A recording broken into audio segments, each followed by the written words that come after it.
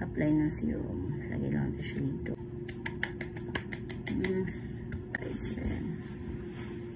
Okay, Amers. Ayan, katapos lang natin lubat. Maghilamos. So, ayan, gamitin natin ito. Ayan. By the way, ito yung aking pantulog. Ayan, ganda. Ayan. And then, tissue. Ayan, basa-basa pang ating face. Mas magandang tissue ang ating gamitin sa ating face. Tada! Yan, inopen ko na yung niacinamide nating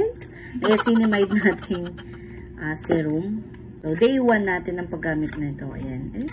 Oh, galing. Yayamanin din yung packaging niya, diba? Tada! Siyempre, yan. Ganyan kasi kung mag-apply ng serum. Lagay lang ito siya dito. Wow, parang siyang may glitters. Ayan, ganyan lang.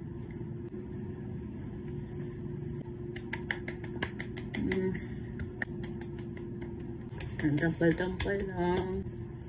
And then, hintayin lang natin siyang matuyo. Ayan, Jisoo Life. Bago natin applyan ng intensive ceramide.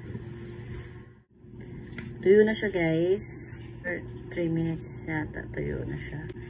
Then, ito na yung intensive ceramide natin. So, ayan na. Sa ganito, magdadump lang tayo ng moisturizer. Sabi nila, nakaka-glow talaga ng skin tone. Intensive ceramide na to. So, let's see. Super bango. Yan. So, syempre, close natin. Then, bago matulog, mag-apply din tayo ng serum. Ginagamit kong serum din. Morning, evening, lahat. Ito lang. Di rin ako nagli-lipstick, guys. Pangalawang bottle ko na to ng Gorgeous Glow. Ayan, tayo ay mag-brush. Ganda ng brush na to, guys. Walang hairpull. Kung may hairpull man, dito siya napupunta sa loob. Kaya, walang malalaglag na buhok sa sahig. Lagay muna na tayo dito habang pinatuto yung ating face lock.